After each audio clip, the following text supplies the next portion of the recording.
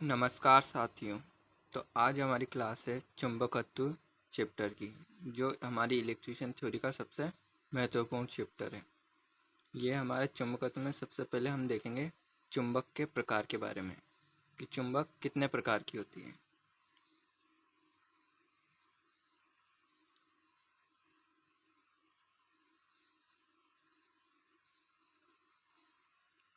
तो चुंबक के जो प्रकार है वो चुंबक दो प्रकार की होती है।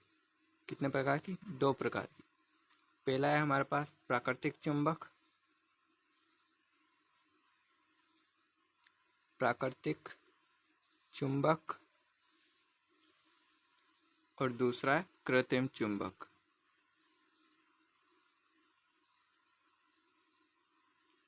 तो प्राकृतिक चुंबक तो वो है जो हमें प्रकृति से प्राप्त हुई है, जबकि कृत्रिम चुंबक वो है जो हमने वो चुंबक बनाई है। तो प्राकृतिक चुंबक जो पहले के ज़माने में सबसे पहले जो चुंबक का आविष्कार हुआ था, तो उस समय जो पत्थर मिला था वो जो चुंबक के समान था वो प्राकृतिक चुंबक था। उसे है ना पहले के ज़माने में लोड स्टोन कहा जाता था। इसका जो एग्जाम्पल की बात करें तो उसमें हम लोड स्टोन लिखते हैं। Load stone. लोड स्टोन क्यों पड़ा इसका नाम? क्योंकि ये नाविकों द्वारा यूज किया जाता था उनको दिशा ज्ञात करने के लिए। तो इसका उपयोग नाविकों ने किया। इसका उपयोग किसने किया? नाविकों ने। अब बात करते हैं हम कृत्रिम चुंबक। जो हम प्राकृतिक चुंबक से कृत्रिम चुंबक बनाते हैं या विद्युत से भी हम कृत्रिम चुंबक बनाते हैं। तो कृत्रिम चुंबक भी दो प्रकार की होती है। कृत्रिम चुंबक दो प्रकार की होती है। पहला है स्थायी कृत्रिम चुंबक या स्थायी चुंबक भी ये बोल सकते हैं हम इसे, और दूसरा होता है अस्थायी चुंबक। अस्थायी चुंबक। तो स्थायी चुंबक तो वो है जो परमानेंट के लिए, परमानेंट मैग्नेट जिसे कहते हैं हम, पर वो कृत्रिम जिसे हम बनाते हैं, जो हमेशा के लिए चुंबक बन जाती है। और अस्थायी वो चुंबक होती है जो कुछ समय के लिए चुंबक बनती है फिर वापस अपने मूल रूप में आ जाती है। तो ये है चुंबक के प्रकार। अब देखेंगे हम चुंबकत्व के अणु सिद्धांत के बारे में। चुंबक का अणु सिद्धांत।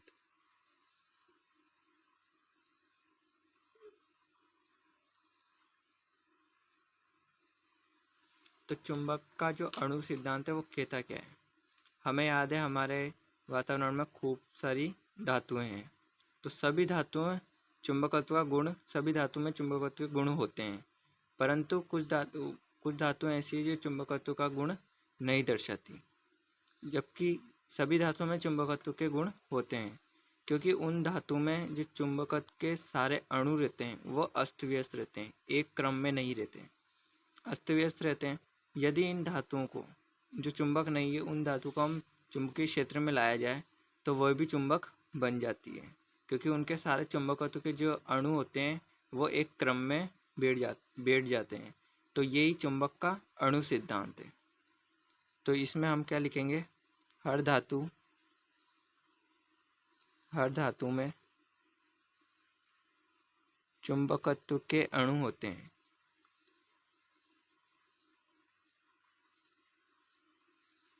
परंतु वे ये गुण नहीं दर्शाते।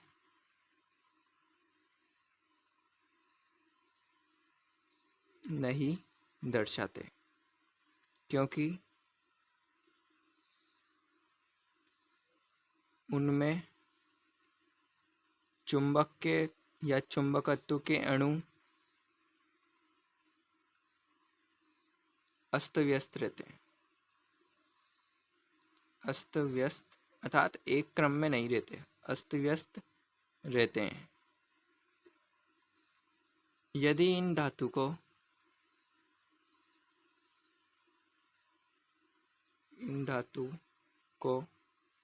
चुंबकीय क्षेत्र में लाया जाए,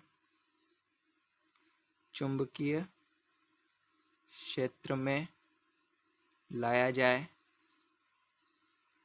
तो वे भी चुंबक बन जाते हैं। तो वे भी वे भी चुंबक बन जाते हैं या उनमें भी चुंबकत्व के गुण आ जाते हैं। तो यही जो है हमारा चुंबक का अणु सिद्धांत है। यही चुंबक का अणु सिद्धांत है। अणु सिद्धांत है। इसे हम एक चित्र के माध्यम से समझते हैं कि चुंबकत्व का जो अणु सिद्धांत है वो क्या होता है। तो चुंबक का जो अणु सिद्धांत होता है उसे हम एक उदाहरण के माध्यम से समझते हैं। तो ये हमारी लोहा धातु जो सामान्य अवस्था में है, इसमें जो चुंबकत्व के जो अणु होते हैं, क्योंकि सभी धातु में चुंबकत्व के अणु विद्यमान होते हैं, तो इसमें भी हमारे चुंबक के अणु विद्यमान हैं। पर इसमें सभी जो चुंबक के अणु हैं वो इधर उधर फैले हुए हैं, मतलब एक क्रम में नहीं है। जबकि हमने इस लोहे धातु को चुंबकीय क्षेत्र में रखने पर अर्थात चुंबकीय क्षेत्र में रखा तो इसमें कोई जो चुंबक के अणु थे वो एक क्रम में व्यवस्थित हो गए। अर्थात इस तरफ तो एन आगे सबके और इस तरफ एस आगे, तो ये जो ध्रुव बन जाएगा वो एस एन बन जाएगा और ये एस, तो ये हमारी चुंबक बन जाती है। तो इस प्रकार किसी भी धातु को हम चुंबकीय क्षेत्र में रखते हैं तो उनमें चुंबक के जो अणु हैं वो एक क्रम में व्यवस्थित हो जाते हैं। तो ये चुंबकत्व का अणु सिद्धांत। अब देखेंगे हम चुंबकीय पदार्थों के वर्गीकरण के बारे में।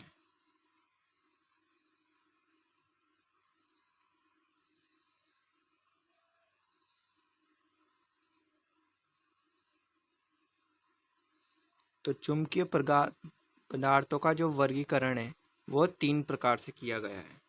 पहला लोह चुंबकीय पदार्थ, दूसरा अनुचुंबकीय पदार्थ व तीसरा प्रतिचुंबकीय पदार्थ।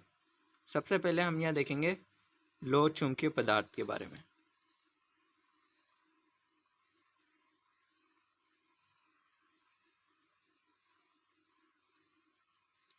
लोह चुंबकीय पदार्थ, इसे हम फेरा मैग्नेटिक मटेरियल भी कहते हैं। फेरा मैग्नेटिक मटेरियल। तो लोह चुंबकीय पदार्थ कहते किसे हैं? अर्थात ऐसे पदार्थ जिनको चुंबकीय क्षेत्र में हम रखेंगे तो वे भी चुंबक बन जाएंगे, ऐसे पदार्थ लोह चुंबकीय पदार्थ कहलाते हैं। तो वे पदार्थ जिनको या वे पदार्थों को चुंबकीय क्षेत्र में रखने पर, चुंबकीय क्षेत्र में रखने पर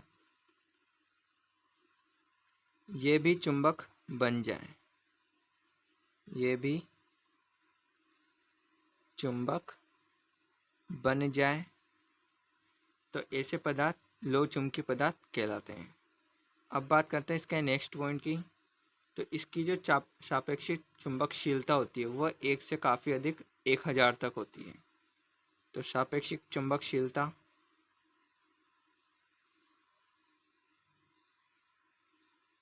सापेक्षिक चुंबकशीलता सापेक्षिक चुंबकशीलता के बारे में हम आगे देखेंगे ये होती क्या है। अभी आप ये ध्यान में रखिए कि सापेक्षिक चुंबकशीलता अधिक होने का मतलब है वो पदार्थ अधिक अच्छी तरह से चुंबक बन सकता है। तो सापेक्षिक चुंबकशीलता जो होती है वो 1 से अधिक 1000 तक 1000 तक होती है। क्वेश्चन डायरेक्ट आपके पास यही आएगा कि सापेक्षिक चुंबकशीलता 1 से अधिक 1000 तक कौन से पदार्थ की होती है? लोह चुंबकीय पदार्थ, अनुचुंबकीय पदार्थ या प्रतिचुंबकीय पदार्थ? तो 1 से अधिक 1000 तक लोह चुंबकीय पदार्थ की होती है। अब बात करते हैं इसके एग्जाम्पल की, कि इसके एग्जाम्पल में कौन कौन सी धातुएं आती है। तो लोहे को हम चुंबक बना सकते हैं। निकिल, कोबाल्ट और नौसादर आदि धातुएं लोह चुंबकीय पदार्थ में आती है। अब देखते हैं हम दूसरा प्रकार अनुचुंबकीय पदार्थ के बारे में।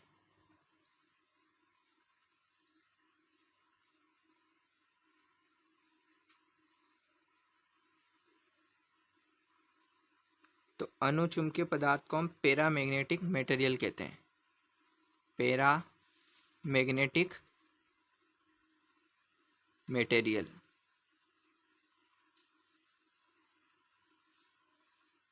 तो अनुचुंबकीय पदार्थ कहते किसे हैं? तो वे पदार्थ जिनको चुंबकीय क्षेत्र में रखने पर वे कम चुंबकित होते हैं, वो पदार्थ अनुचुंबकीय पदार्थ कहलाते हैं। मतलब उनको चुंबकीय क्षेत्र में हम रख देंगे तो वे कुछ समय के लिए या उनमें कुछ ही चुंबकत्व का गुण आएगा, तो वे पदार्थ अनुचुंबकीय पदार्थ कहलाते हैं। तो इनको चुंबकीय क्षेत्र में रखने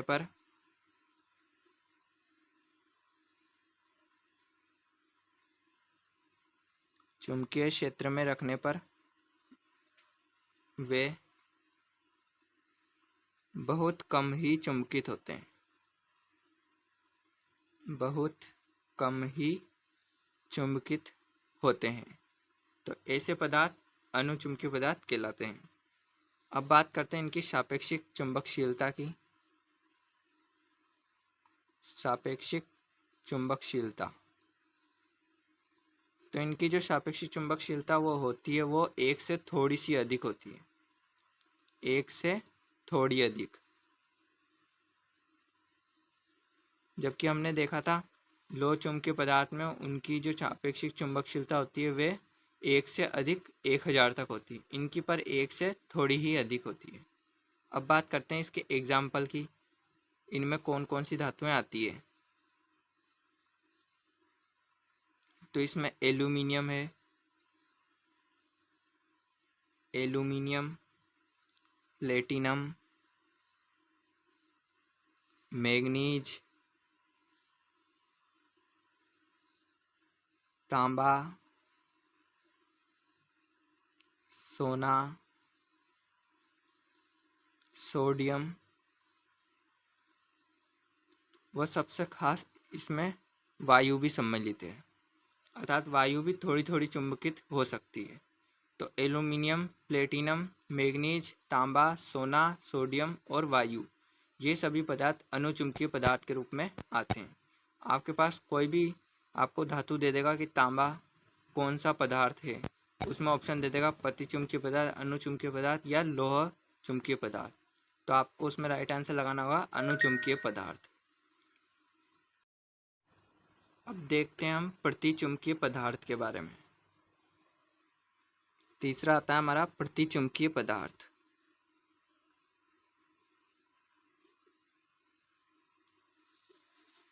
इन्हें हम डाई मैग्नेटिक मटेरियल कहते हैं, डाई मैग्नेटिक मटेरियल।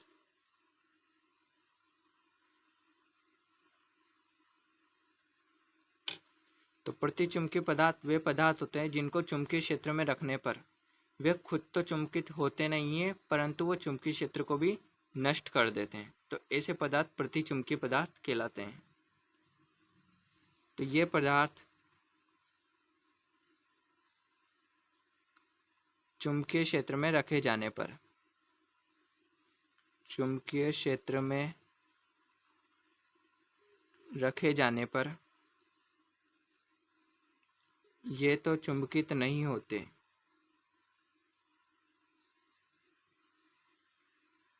ये तो चुंबकित नहीं होते हैं परंतु उस चुंबकीय क्षेत्र को भी, उस चुंबकीय क्षेत्र को भी नष्ट कर देते हैं, क्षेत्र को भी नष्ट कर देते हैं। तो ऐसे पदार्थ प्रतिचुंबकीय पदार्थ कहलाते हैं। अब बात करते हैं इसकी सापेक्षिक चुंबकशीलता की। तो इनकी सापेक्षिक चुंबकशीलता का जो मान होता है वो 1 से कम होता है, 1 से कम। अब देखते हैं इसकी एग्जाम्पल के बारे में, कौन कौन सी धातुएं प्रतिचुंबकीय पदार्थ में सम्मिलित है। तो सल्फर, ग्रेफाइट, कांच, कागज व एंटीमनी आदि धातुएं प्रतिचुंबकीय पदार्थ कहलाती हैं। अब देखते हैं हम चुंबक की कुछ शब्दावली के बारे में।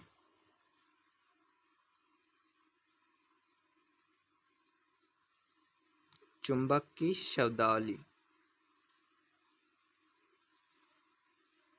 सबसे पहले बात करेंगे हम चुंबकीय क्षेत्र के बारे में।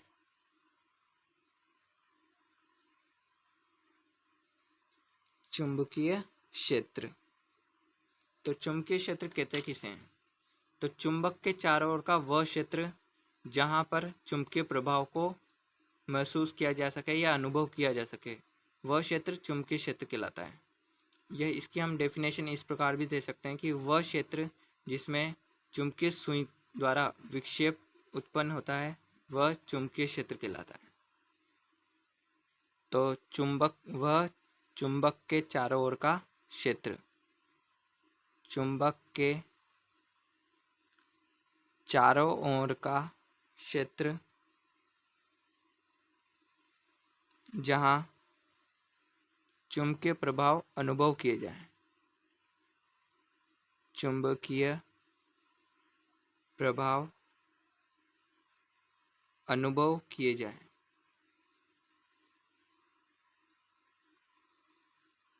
तो ऐसे क्षेत्र जो है वो चुंबकीय क्षेत्र कहलाता है।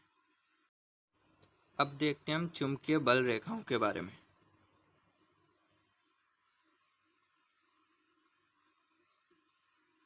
चुंबकीय बल रेखाएं। तो चुंबकीय बल रेखाएं कहते किसे हैं? तो चुंबकीय क्षेत्र को दर्शाने वाली काल्पनिक रेखाएं चुंबकीय बल रेखाएं कहलाती है। चुंबकीय क्षेत्र को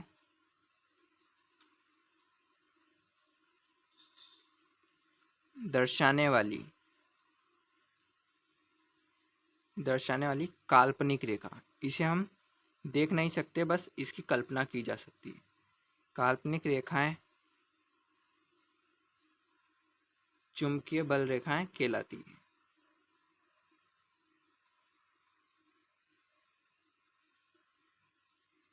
चुंबकीय बल रेखाएं कहलाती है। अब देखते हैं चुंबकीय बल रेखाओं के कुछ गुण के बारे में। तो चुंबकीय बल रेखाएं एक बंद पथ का निर्माण करती है। ये बंद पथ का निर्माण करती है।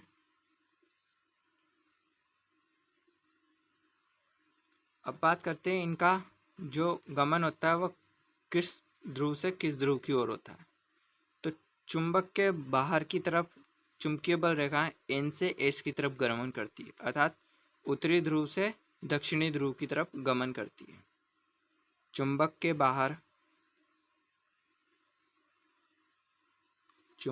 बाहर एन से एस की ओर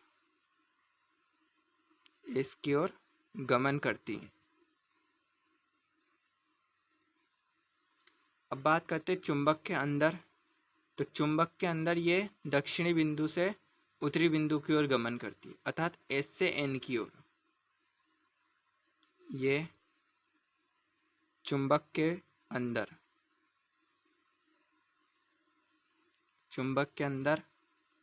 एस से एन की ओर गमन करती है। अब देखते हैं इसके और गुणों के बारे में। तो चुंबकीय बल रेखाओं के मध्य प्रतिकर्षण बल पाया जाता है। तो इनके मध्य प्रतिकर्षण बल पाया जाता है।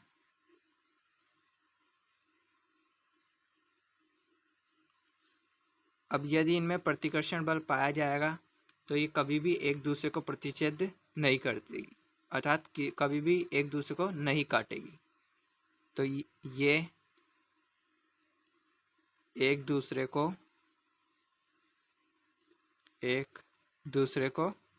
प्रतिच्छेद नहीं करती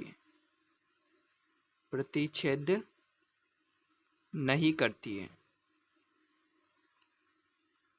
अब बात करें इसके नेक्स्ट पॉइंट की। तो चुंबकीय बल रेखाओं में तनावपूर्ण होती है, अर्थात इनमें प्रत्यास्थता का गुण पाया जाता है। इनमें प्रत्यास्थता अर्थात तनावपूर्ण, अर्थात ये खिंची हुई होती है, तनावपूर्ण गुण पाया जाता है, गुण पाया जाता है। तो ये चुंबकीय बल रेखाएं।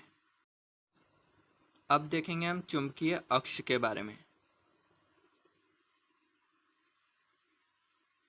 चुंबकीय अक्ष, इसे हम चुंबकीय इक्वेटर भी कहते हैं। चुंबकीय इक्वेटर। तो चुंबकीय अक्ष कहते किसे हैं?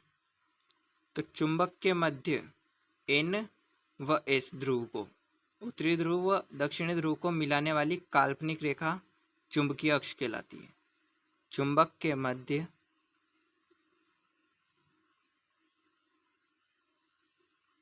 N व S ध्रुव को मिलाने वाली काल्पनिक रेखा क्या कहलाती है? चुंबकीय अक्ष। इसे मैं आपको एक चित्र के माध्यम से समझाऊंगा। जो हम एक और पॉइंट देखते हैं इससे पहले, चुंबकीय उदासीन अक्ष। तो चुंबकीय उदासीन अक्ष कहते किसे हैं?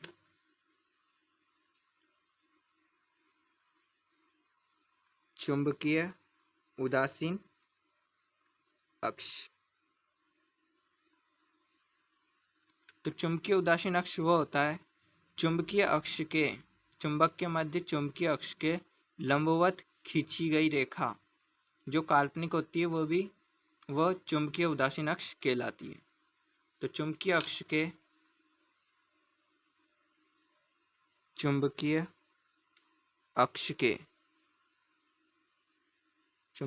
के लंबवत खींची गई काल्पनिक रेखा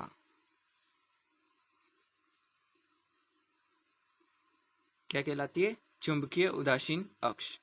अब हम इसे एक चित्र के माध्यम से समझते हैं। हमने जो पॉइंट पढ़े हैं, चुंबकीय क्षेत्र, चुंबकीय बल रेखाएं, चुंबकीय अक्ष और चुंबकीय उदासीन अक्ष, इनको हम उस चित्र में देखेंगे। तो ये है वो चित्र जिसके द्वारा हम चारों पॉइंट को समझेंगे। तो ये हमारी एक चुंबक है। ये क्या है? चुंबक, या इसको कह सकते हैं हम चुंबकीय क्षेत्र। जो ये काल्पनिक रेखाएं हैं उनसे जो बन रहा है ये पूरा चुंबकीय क्षेत्र है। यह हमारी चुंबक है जिसमें ये ध्रुव हमारा उत्तरी ध्रुव अर्थात N है और ये हमारा दक्षिणी ध्रुव अर्थात S।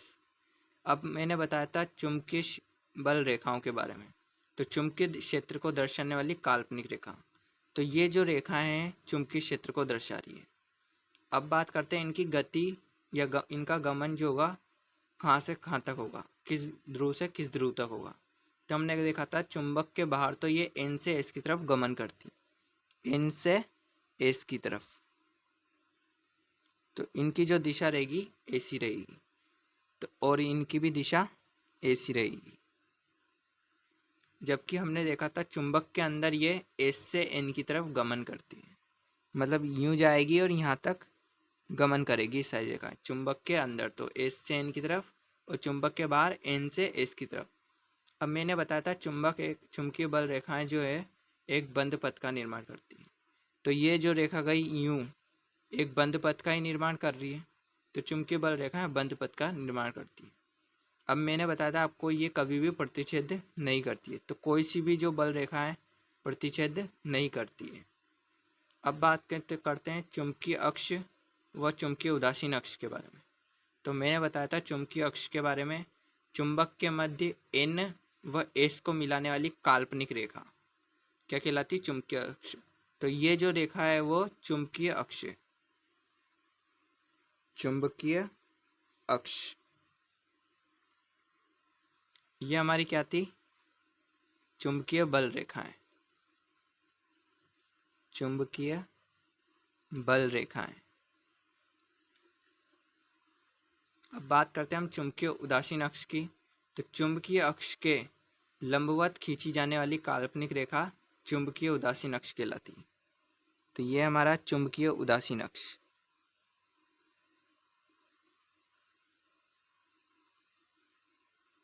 चुंबकीय उदासीन अक्ष, ये हमारा चुंबकीय उदासीन अक्ष, ये हमारा चुंबकीय अक्ष, ये चुंबकीय बल रेखा है और ये चुंबकीय क्षेत्र। तो हमने ये चारों पॉइंट इस चित्र के माध्यम से समझ लिए हैं। अब देखते हैं हम चुंबक से एक और रिलेटेड एक बिंदु के बारे में, एकांक ध्रुव के बारे में।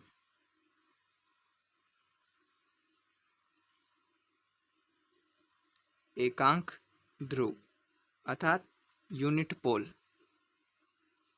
या यूनिटी पोल। तो एकांक ध्रुव कहते किसे हैं? तो समरूप ध्रुव, दो चुंबक है जिनके ध्रुव समान है, आमने सामने ध्रुव समान है, तो उनके मध्य प्रतिकर्षण बल होगा। तो उनके मध्य जो प्रतिकर्षण बल होगा वह अगर 10 न्यूटन का है तो वे दोनों ध्रुव एकांक ध्रुव कहलाते हैं। तो इसकी मैं डेफिनेशन लिखता हूँ। समरूप ध्रुव जब 1 मीटर की दूरी पर हों, 1 मीटर की दूरी पर हों, वह उनके बीच लगने वाला, अब पता है आपको, अगर समरूप ध्रुव है, समान ध्रुव है n तो इनके मध्य प्रतिकर्षण बल होगा। s होता तो भी इनके मध्य प्रतिकर्षण बल होता। यदि असमान ध्रुव होते, एक n होता व एक s होता, तो प्रतिकर्षण, ये आकर्षण बल होता। या एक s और एक n होता तो ये भी आकर्षण बल होता। समरूप ध्रुव प्रतिकर्षण बल लगाता है, तो उनके बीच लगने वाला प्रतिकर्षण बल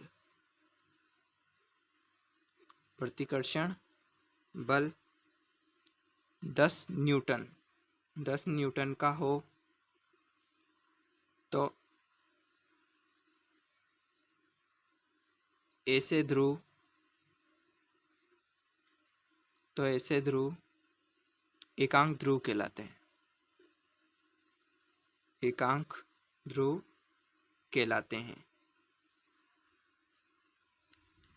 तो जैसे हमारे पास ये एक मैग्नेट है, ये हमारा S सिरा है, ये N सिरा है। ये एक और मैग्नेट है, ये हमारा N सिरा है, ये S सिरा है। अब इन दोनों के समरूप ध्रुव आमने सामने, और इनकी जो बीच की दूरी है वो 1 मीटर होनी चाहिए। कितने मीटर? 1 मीटर। और इनके बीच जो बल लग रहा है वो कितना होना चाहिए? 10 न्यूटन। इनके बीच जो बल लग रहा है वह 10 न्यूटन का होना चाहिए। तो ऐसे ध्रुव क्या कहलाते हैं? एकांक ध्रुव। अब देखते हैं हम पृथ्वी का चुंबकीय क्षेत्र के बारे में।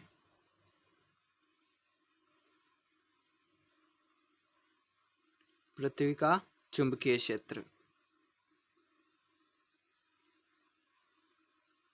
तो पृथ्वी का चुंबकीय क्षेत्र का अर्थ है हमारी जो पृथ्वी है वो भी एक चुंबक की भांति है।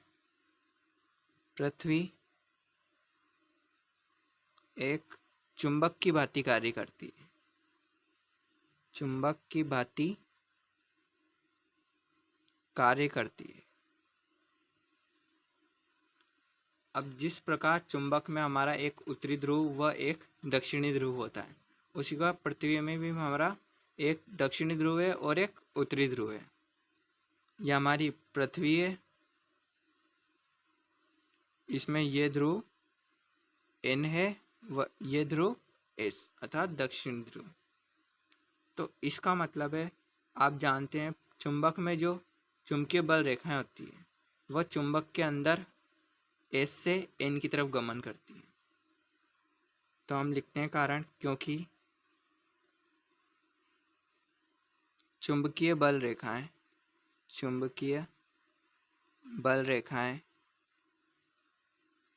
चुंबक में या चुंबक के अंदर, चुंबक में S से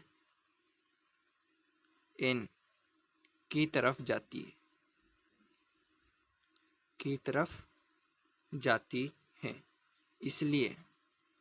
इसलिए हमें जब भी हम सोएं तो दक्षिण की तरफ सर करके सोना चाहिए। उससे हमारा जो ब्लड सर्कुलेशन होता है, रक्त परिसंचरण, वो अच्छा होता है। हमें दक्षिण तरफ सर करके सोना चाहिए। अब दक्षिण की तरफ हमें सर करके सोना चाहिए। यदि हम पैरों को दक्षिण की तरफ रखेंगे तो हमारा जो रेखाएं होगी वो पैरों से सिर की तरफ जाएगी, तो ये हमारे रक्त परिसंचरण के लिए घातक भी हो सकता है। तो हमें दक्षिण की तरफ सर करेंगे तो हमारा जो रक्त परिसंचरण होगा वो, और इसमें जो चुंबकीय बल रेखाएं होगी सिर से पैर की तरफ गमन करेगी, जो एक सही दिशा है। तो हमें दक्षिण की तरफ सर करके सोना चाहिए। अब देखते हैं हम चुंबक के कुछ गुणों के बारे में कि चुंबक क्या क्या गुण प्रदर्शित करता है। चुंबक के गुण, तो मैं चुंबक के गुणों के बारे में आपको डायरेक्ट पॉइंट्स बताऊंगा, उनके बारे में मैं आपको डिटेल नहीं बताऊंगा, क्योंकि डिटेल में आपको समझा दूंगा कि उनके अंदर होता क्या है। तो सबसे पहला पॉइंट है आकर्षण का गुण। आकर्षण का गुण, तो आकर्षण का गुण आप सभी जानते हैं। यदि चुंबक में असमान ध्रुव होंगे तो उनके मध्य आकर्षण का बल होगा, तो यही है हमारा आकर्षण का गुण। दूसरा देखते हैं हम दिशात्मक गुण के बारे में। दिशात्मक गुण, तो चुंबक को यदि हम स्वतंत्रता पूर्वक एक धागे से लटकाते हैं तो वह हमेशा उत्तरी ध्रुव व दक्षिणी ध्रुव की तरफ ही ठहरती है, अर्थात वह दिशा का हमें ज्ञात कराती है, दिशाओं का हमें ज्ञान कराती है। तो ये चुंबक का दिशात्मक गुण है। अब देखते हैं हम प्रेरण गुण के बारे में। प्रेरण गुण, तो चुंबक के द्वारा हम प्रेरण का गुण प्रदर्शित करते हैं। हम एक चुंबक के पास यदि लोहे की धातु को रखते हैं तो वह भी चुंबक बन जाती है, तो ये चुंबक का प्रेरण का गुण। अब बात करते हैं हम प्रतिकर्षण के गुण की। प्रतिकर्षण का गुण, तो जब यदि समान ध्रुव होते हैं तो उनके मध्य प्रतिकर्षण का बल लगता है, प्रतिकर्षण कार्य करता है, तो यही है हमारा प्रतिकर्षण का गुण। अब बात करते हैं हम ध्रुव के होने का गुण। ध्रुव के होने का गुण, तो ध्रुव के होने का गुण से मतलब है यदि हमें एक चुंबक लेते हैं जिनमें हमारा एक उत्तरी ध्रुव है व एक दक्षिणी ध्रुव है, हमारी एक छड़ चुंबक है जो इस प्रकार की है। यदि हम इसे बीच में से तोड़ देते हैं तो हमारे पास एक एन ध्रुव ही बचेगा क्या? नहीं बचेगा, क्योंकि हमारे पास वो चुंबक टूटने के बाद वापस एक उत्तरी ध्रुव और एक दक्षिणी ध्रुव बन जाएगा ऑटोमेटिकली। तो ये ध्रुव के होने का गुण। नेक्स्ट देखते हैं हम प्रबलता का गुण। प्रबलता का गुण, तो चुंबक के द्वारा हम बहुत से कार्य करते हैं। चुंबक के द्वारा हम कोई बहुत सारी मशीन बनाते हैं जो लोड उठाने के काम में ली जाती है, तो यही चुंबक का प्रबलता का गुण होता है। अब देखते हैं हम संतृप्ति का गुण। संतृप्ति का गुण, तो संतृप्ति का गुण क्या कहलाता है? तो एक धातु है जैसे लोहा, हम उसको चुंबक बनाना चाह रहे हैं तो उसको चुंबकीय क्षेत्र में रख देते हैं। अब उसकी संतृप्ति कितनी, मतलब वो कितना गुण सहन, कितनी चुंबकत्व को धारण कर सकता है। अब उसको हमने चुंबकीय क्षेत्र में रखा, वो चुंबक बन गया। अब एक स्थिति ऐसी आएगी जिसको हम कितना भी चुंबकीय क्षेत्र बढ़ा दें वो इससे ज़्यादा चुंबकत्व का गुण धारण नहीं कर सकता। तो यही स्थिति संतृप्ति की स्थिति कहलाती है, अर्थात वह आगे चुंबकित नहीं हो सकता। तो यही जो गुण होता है चुंबक का, संतृप्ति का गुण होता है। अगला आता है हमारा स्थायी चुंबक व अस्थायी चुंबक में अंतर। स्थायी चुंबक व अस्थायी चुंबक कृत्रिम चुंबक के प्रकार हैं, इनके बारे में हम अंतर को देखेंगे। स्थायी व अस्थायी, अस्थायी चुंबक में अंतर। एक तरफ मैं लिख लेता हूँ स्थायी चुंबक, स्थायी चुंबक, व इधर लिख लेता हूँ अस्थायी चुंबक।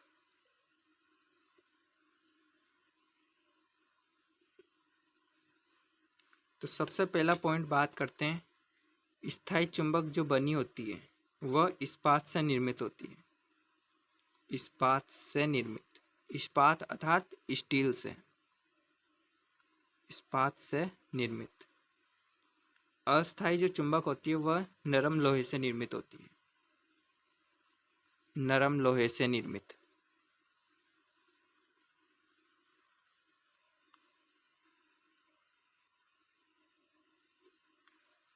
अब बात करते हैं हम स्थायी चुंबक के बारे में। तो स्थायी चुंबक जो है अपशिष्ट चुंबकत्व अधिक होता है। स्थायी चुंबक में अपशिष्ट जो चुंबकत्व होता है। अब अवशिष्ट चुंबकत्व कहते किसे हैं? तो यदि हम कोई धातु लेते हैं, उसको हम चुंबक बना रहे हैं, तो वह कितना चुंबकत्व धारण कर सकता है, वह कितनी देर तक चुंबक बने रह सकता है, ये गुण स्थायी अवशिष्ट चुंबकत्व कहलाता है। तो इसमें स्थायी चुंबक में अवशिष्ट चुंबकत्व, अवशिष्ट चुंबकत्व अधिक होता है,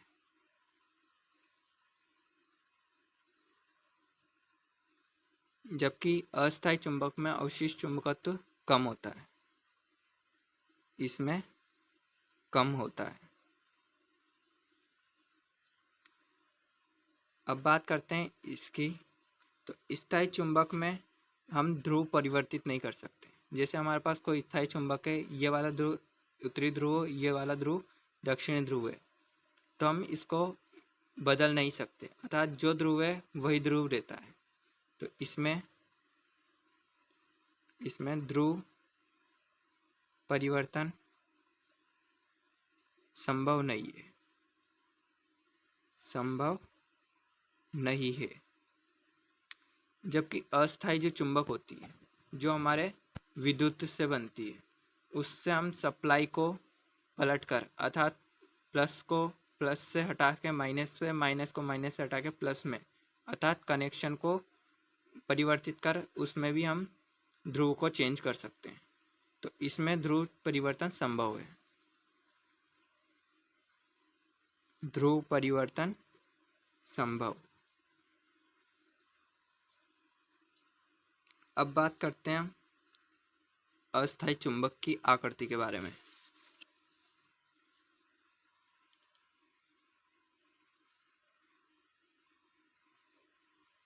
तो अस्थायी चुंबक की जो आकृति है वह बेलनाकार, छड़ व घोड़े की नाल व रिंग अर्थात सर्कल किसी भी प्रकार की हो सकती है। तो इसकी एक तो छड़, बेलनाकार, घोड़े की नाल के आकार की व रिंग प्रकार की अर्थात सर्किल। जबकि जो विद्युत चुंबक है वो किसी भी प्रकार की बनाई जा सकती है, लेकिन ये ज़्यादातर बेलनाकारी होती है। एक बेलनाकार के ऊपर कोयल लपेट दी जाती है और उसे सप्लाई दी जाती है, तो वह अस्थायी चुंबक बन जाती है। अब बात करते हैं हम नेक्स्ट पॉइंट की। तो इसमें जो हमारे पास स्थायी चुंबक होती है उनमें चुंबकीय सामर्थ्य कम होता है, और ये चुंबकीय सामर्थ्य जो होता है वो परिवर्तन भी नहीं कर सकते। अर्थात हमारे पास कोई मैग्नेट है, उसकी हम जितनी शक्ति है वो उतनी ही रहती है, इसको हम कम व ज़्यादा नहीं कर सकते।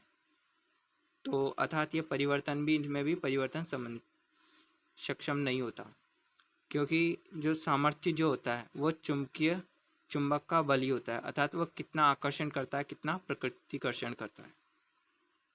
तो इसका चुंबकीय सामर्थ्य कम होता है, कम व अपरिवर्तित होता है, अपरिवर्तित होता है। जबकि विद्युत चुंबक का जो चुंबकीय सामर्थ्य है वह परिवर्तित होता है। इसमें हम धारा ज़्यादा देकर इसका चुंबकीय सामर्थ्य जो है उसको बढ़ा सकते हैं, धारा कम देकर चुंबकीय सामर्थ्य घटा सकते हैं। इसमें अधिक व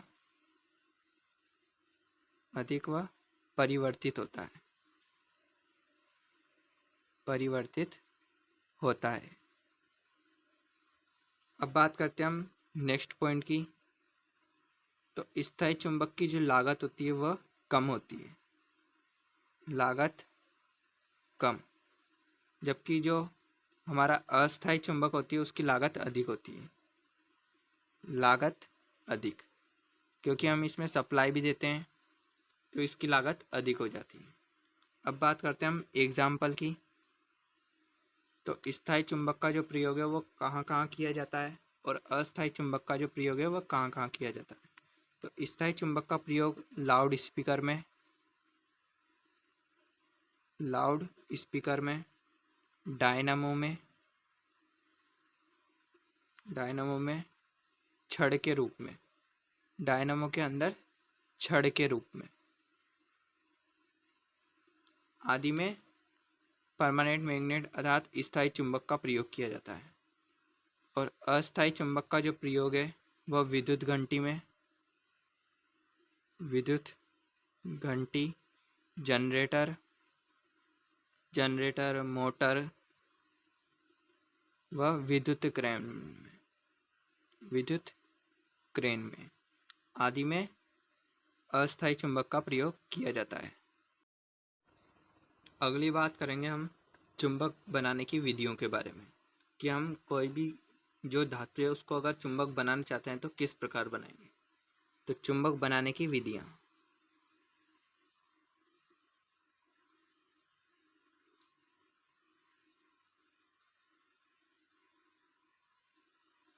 तो चुंबक बनाने की जो विधियां हैं वह 3 प्रकार की है।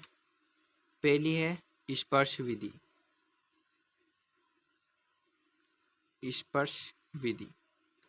पहली, और दूसरी है विद्युत विधि, विद्युत के माध्यम से बनाएंगे हम इसमें।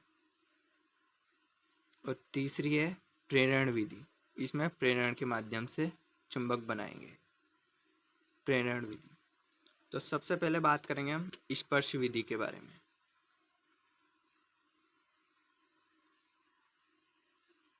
स्पर्श विधि। अब स्पर्श विधि भी 3 प्रकार की है। ये भी कितने प्रकार की है? 3 प्रकार की। सबसे पहले आती है एकल स्पर्श विधि। एकल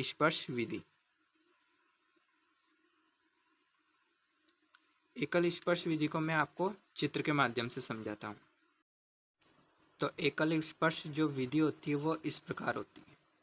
तो ये हमारी वह धातु है जिसे हम चुंबक बनाना चाहते हैं।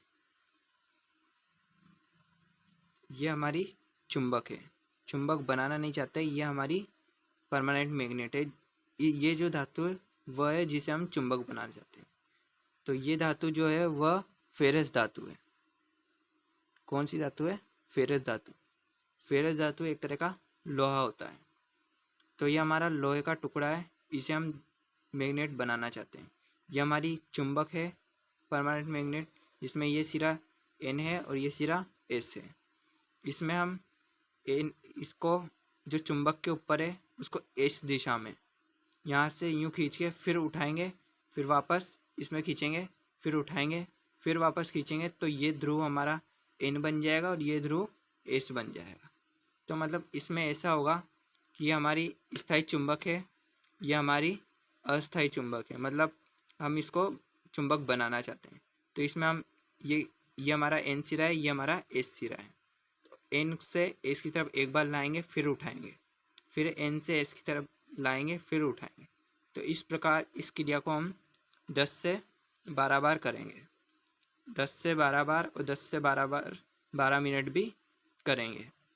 तो इस विधि से हम चुंबक का निर्माण किया जा सकता है। यह है एकल स्पर्श विधि। अब देखेंगे हम दूसरी विधि के बारे में। तो है दूसरी विधि दोहरी स्पर्श विधि के बारे में। तो एकल स्पर्श विधि जो होती है वो इस प्रकार होती है। तो इसमें हम दो चुंबकों को इस प्रकार रखते हैं और इसके ऊपर हम जो धातु को चुंबक बनाना चाहते हैं, यह हमारी फेरस धातु है, अर्थात इसको हम चुंबक बनाना चाहते हैं। तो हमें वो इस प्रकार रखेंगे और उसमें उस पर एक लकड़ी का टुकड़ा रखा जाता है। ये क्या है? लकड़ी का टुकड़ा। लकड़ी का टुकड़ा। इस पर इसके सहारे हम दो चुंबकों को इस प्रकार व्यवस्थित करते हैं व इसको हम एक बार इस दिशा में ले जाकर फिर उठाते हैं, फिर एस से एन की तरफ ले जाते हैं, फिर उठाते हैं, फिर एस से एन की तरफ ले जाते हैं।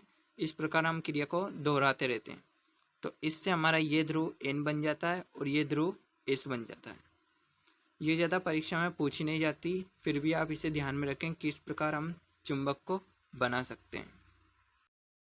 अब आता है हमारा स्पर्श विधि का तीसरे प्रकार, विभाजित स्पर्श विधि। विभाजित स्पर्श विधि में हम इस प्रकार चुंबकों को व्यवस्थित करते हैं। ये हमारी चुंबक होती है दोनों, इसके ऊपर हम जिस धातु को चुंबक बनाना चाहते हैं, अर्थात ये हमारी फेरस धातु है जिसको हम चुंबक बनाना चाहते हैं। तो इस विधि में हम किसी भी लकड़ी के टुकड़े का प्रयोग नहीं करते। इस विधि में दो चुंबकों को हम ऐसे ही इस प्रकार व्यवस्थित करते हैं, वो दोनों चुंबकों को हम ऐसे बीच में लाकर दोनों को यूं करके फिर यूं उठाते हैं। इस प्रकार हम ये क्रिया को दोहराते रहते हैं। तो इससे हमारी ये जो सिरा है वो एन बन जाता है और ये सिरा एस बन जाता है। तो ये हमारी विभाजित स्पर्श विधि। अब देखते हैं हम बात कर रहे थे चुंबक बनाने की विधियों के बारे में। तो इसे 3 प्रकार में बांटा गया था, स्पर्श विधि, विद्युत विधि व प्रेरण विधि। हमने बात कर ली स्पर्श विधि के बारे में। अब देखते हैं हम विद्युत विधि के बारे में। दूसरी आती है हमारी विद्युत विधि।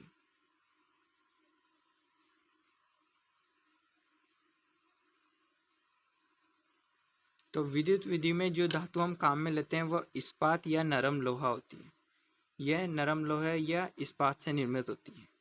ये नरम लोहा या इस्पात से निर्मित होती है। अब इसे किस प्रकार बनाते हैं? तो इसमें हम एक नरम लोहे की या इस्पात की बेलनाकार संरचना लेते हैं। ये बेलनाकार संरचना है, इसको मैं आपको इस प्रकार नहीं बता सकता कि ये बेलनाकार दिखे। तो ये बेलनाकार संरचना होती है नरम लोहे की बेलनाकार संरचना।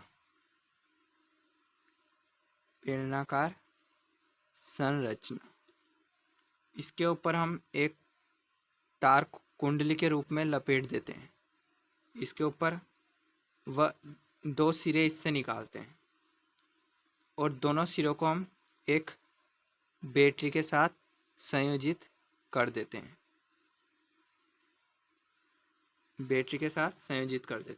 तो जब इसमें धारा प्रवाहित होती है तो ये एक विद्युत चुंबक की भांति कार्य करती है। अर्थात इसमें जब धारा प्रवाही होगी तभी ही ये चुंबक का भांति कार्य करेगी।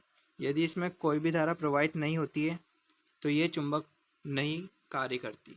तो जब इसमें धारा प्रवाहित होगी तभी ये कार्य करेगी। तो एक तरह से ये अस्थायी चुंबक होती है।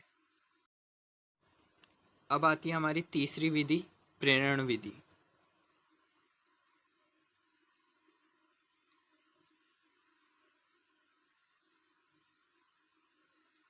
तो प्रेरण विधि अर्थात इसमें हम एक चुंबक लेते हैं N व S। इसका ये चुंबकीय क्षेत्र है, ये इसका इस चुंबक का चुंबकीय क्षेत्र है।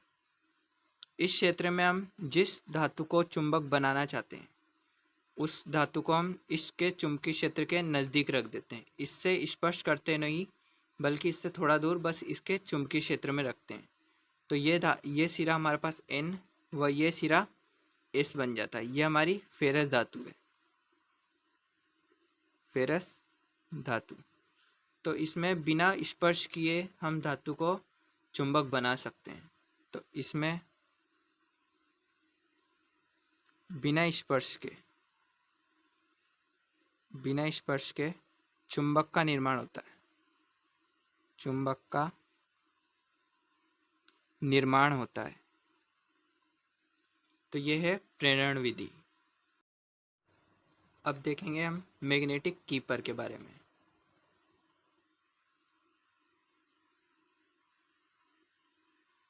मैग्नेटिक कीपर,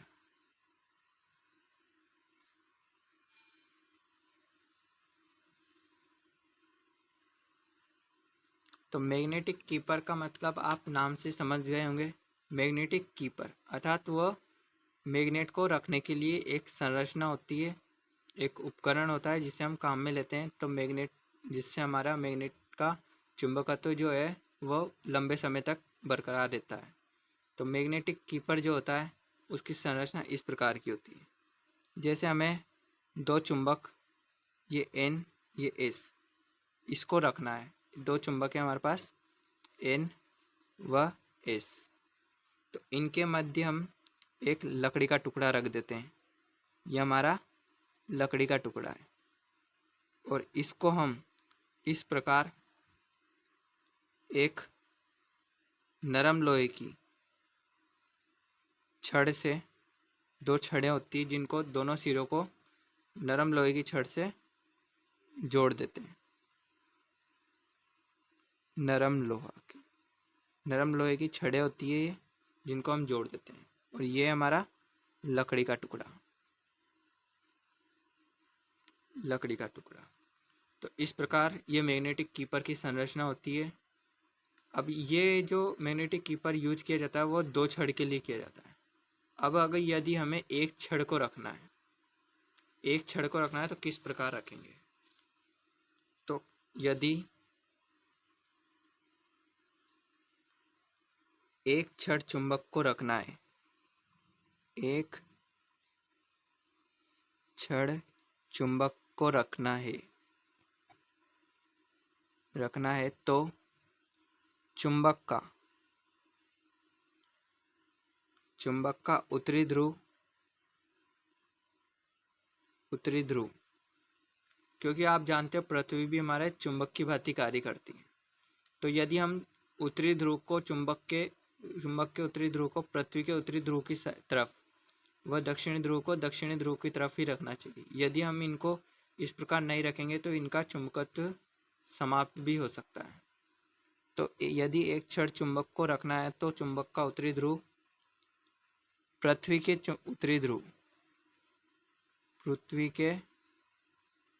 उत्तरी ध्रुव व दक्षिणी ध्रुव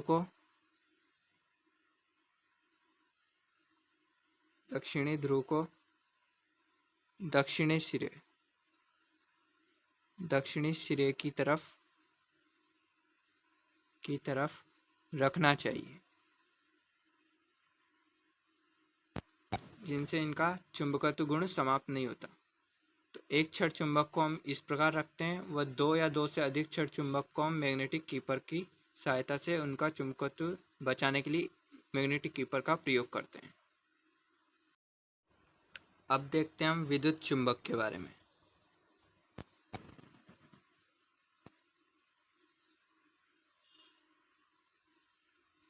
तो विद्युत चुंबक के बारे में हमने सबसे पहले ओरस्टेड के बारे में जानना पड़ेगा, क्योंकि ओरस्टेड ही वे वैज्ञानिक हैं जिन्होंने हमें सबसे पहले विद्युत चुंबक के बारे में बताया। इन्होंने इसके बारे में विद्युत चुंबक के बारे में सर्वप्रथम 1819 में ओरस्टेड ने बताया। ओरस्टेड एक वैज्ञानिक थे जिन्होंने हमें विद्युत चुंबक के बारे में बताया था। सर्वप्रथम ओरस्टेड ने बताया। तो इनके अनुसार इन्होंने क्या बताया? इनके अनुसार किसी चालक में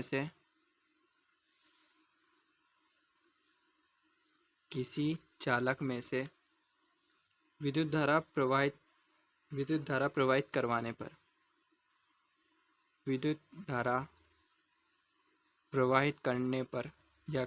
पर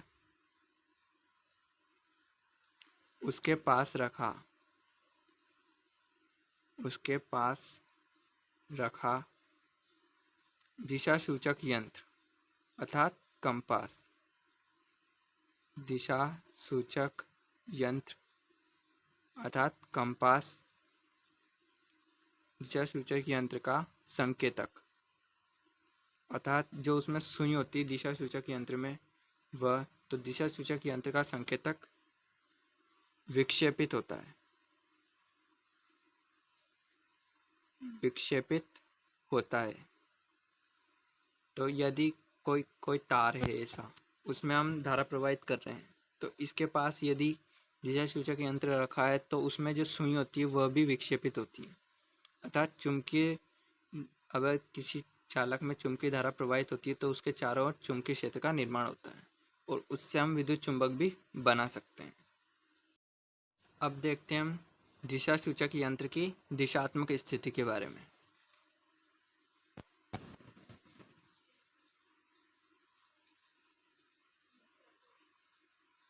दिशा सूचक यंत्र की दिशात्मक स्थिति।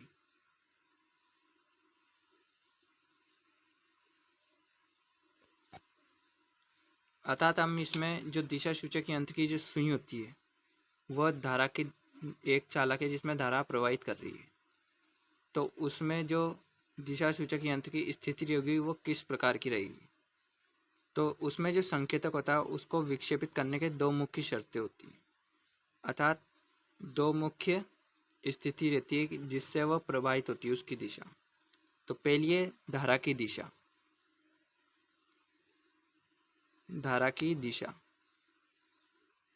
और दूसरी है संकेतक की छड़ के सापेक्ष स्थिति, संकेतक की छड़ के सापेक्ष स्थिति, छड़ के सापेक्ष स्थिति। तो ये दोनों कारण हैं जो दिशा सूचक यंत्र की दिशा को प्रभावित करते हैं, वह है धारा की दिशा और संकेतक की छड़ के सापेक्ष स्थिति। मैं इसे आपको एक चित्रों के माध्यम से समझाता हूँ। तो मैं आपको इन चित्रों के माध्यम से दिशा सूचक यंत्र की स्थिति के बारे में बताऊंगा। तो इसमें हमें धारा की दिशा और संकेतक की छड़ की सापेक्ष स्थिति, संकेतक के साथ छड़ की सापेक्ष स्थिति, दोनों कारणों, दोनों जो शर्तें होती है उसके अनुसार मैं दिशात्मक स्थिति का बताऊंगा। तो ये हमारा चालक है और ये हमारा संकेतक है। तो सबसे पहला जो लिख रहा है छड़ के ऊपर संकेतक, अर्थात ये हमारी छड़ है जिसमें चालक है, अर्थात इसमें धारा प्रवाहित हो रही है, और ये हमारा संकेतक है। तो यदि इसमें ऊपर से नीचे धारा प्रवाहित हो रही है, इस तीर के चिन्हों से आप समझ सकते हैं, इसमें ऊपर से नीचे धारा प्रवाहित होती है तो यह हमें उत्तर दिशा के बारे में बताता है। वह यदि इसमें ऊपर से नीचे धारा प्रवाहित होती है तो यह हमें दक्षिण दिशा के बारे में बताता है। ऐसे ही यदि संकेतक के ऊपर छड़ है, संकेतक नीचे है, वह छड़ अर्थात चालक हमारा ऊपर है, तो यदि इसमें धारा ऊपर से नीचे प्रवाहित होती है तो यह हमें दक्षिण की तरफ इशारा करता है। वह यदि इसमें छड़ ऊपर ही है और ये संकेतक है जो नीचे है, तो इसमें जो धारा की दिशा है वह नीचे से ऊपर है, तो यह हमें उत्तरी दिशा की ओर बताता है। तो यही है दिशात्मक सूचक यंत्र की दिशात्मक स्थिति। एक पॉइंट के बारे में और चर्चा करते हैं हम। तो यदि कोई हमारे पास चालक है, अर्थात कोई हमारे पास तार है और उसमें दोनों सिरे पर जो चुंबकीय क्षेत्र बनता है वो किस प्रकार का बनता है, उसे ज्ञात करने के लिए हम जैसे मान लेते हैं इस चालक में हमारे पास इस दिशा में धारा प्रवाहित हो रही है, इस दिशा में धारा प्रवाहित हो रही है, धारा प्रवाह, ये हमारा क्या है, चालक। तो जिस सिरे से तो धारा जाती है वह हमारे पास क्लॉकवाइज सिरा होता है, उसमें क्लॉकवाइज चुंबकीय क्षेत्र बनता है और उसे हम प्लस से प्रदर्शित करें जिस सिरे से धारा जाती है। तो ये जैसे मान लेते हैं ये हमारा चुंबकीय क्षेत्र है, तो क्लॉकवाइज अर्थात इस दिशा में। तो हमारे पास जिस सिरे से धारा जाती है उस सिरे पर क्लॉकवाइज चुंबकीय क्षेत्र प्राप्त होता है। तो जिस सिरे से धारा जाती है वहाँ क्लॉकवाइज,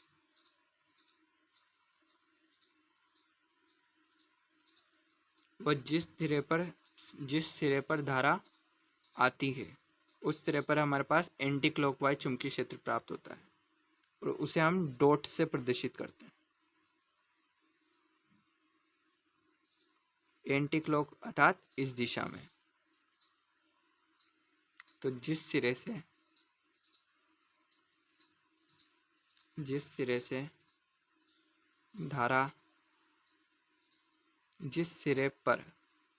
सिरे पर धारा आती है वहाँ एंटी क्लॉकवाइज